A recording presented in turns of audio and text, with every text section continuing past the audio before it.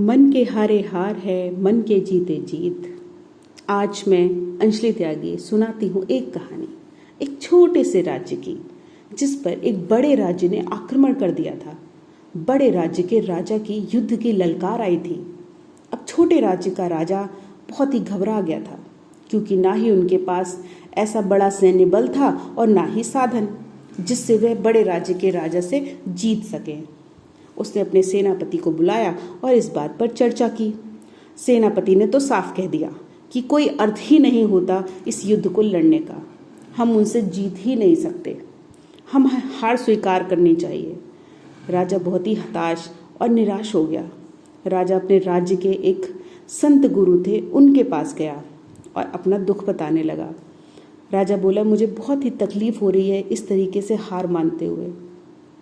संत ने राजा की पूरी बात सुनी और बोला कि राजा, सबसे पहले तो तुम उस सेनापति को जेल में डाल दो या सेना से निकाल दो।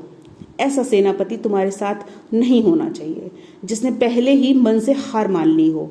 ऐसा सेनापति कभी तुम्हें जिता ही नहीं सकता। राजा ने कहा, ये तो मैं कर लूँगा, पर उसके बाद मेरी सेना का नेतृत्व कौन करेगा? संत बोले, मैं करूँगा।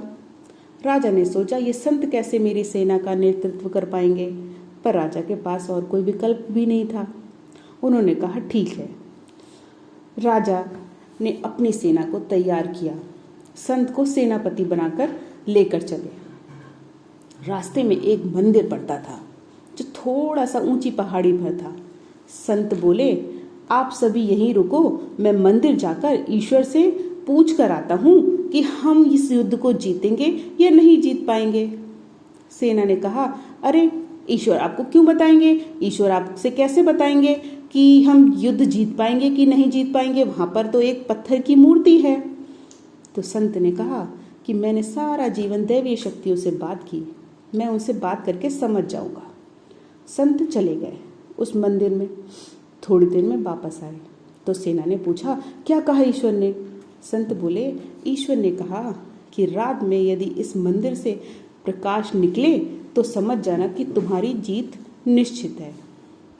अब सारी सेना रात का इंतजार करने लगी। जैसे ही रात हुई, मंदिर से प्रकाश निकलने लगा, रोशनी निकली, सारी सेना खुशी से झूमने लगी। सेना ने तो मानो वही जीत का जय घोष कर दिया। फिर युद्ध हुआ। सेना ने पूरी ऊर्जा और पॉजिटिविटी के साथ युद्ध किया। 21 दिन तक युद्ध करते रहे और अंत में जीत हासिल की।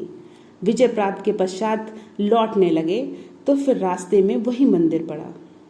तो सेना ने कहा संत से कि आप मंदिर जाइए और भगवान का धन्यवाद करके आइए, जिन्होंने हमारी जीत को पहले से ही सुनिश्चित कर दिया था। तो उन्होंने कहा कि नहीं, कोई ज़रूरत नहीं है। सेना ने कहा, आप तो बड़े कृतज्ञ हो, जिस ईश्वर ने हमें जिताया आप उन्हें ही धन्यवाद नहीं दे रहे हो। तब संत ने बताया कि अरे, वो दिया तो मैं ही मंदिर में जला कर आया था, जिसकी रोशनी आपको दिन में तो दिखाई नहीं दी, लेकिन रात होते ही रोशनी नजर आने लगी, और रोशनी नजर आते ही आपने अपने दिमाग में युद्ध को जीत लिया था। आपने अपने दिमाग में बिल्कुल क्लियर कर लिया था कि ये युद्ध आप ही जीतने वाले हैं, इसलिए आपकी जीत इतनी आसान हुई।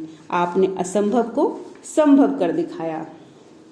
इस कहानी से हमें ये शिक्षा मिलती है कि जो हम सोचते हैं वही घटनाओं में बदल जाता है और अंततः वही हकीकत में भी हो जाता है।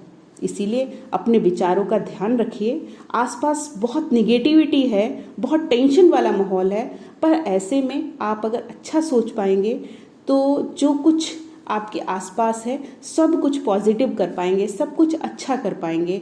इसलिए अपने विचारों का ख्याल रखिए। धन्यवाद।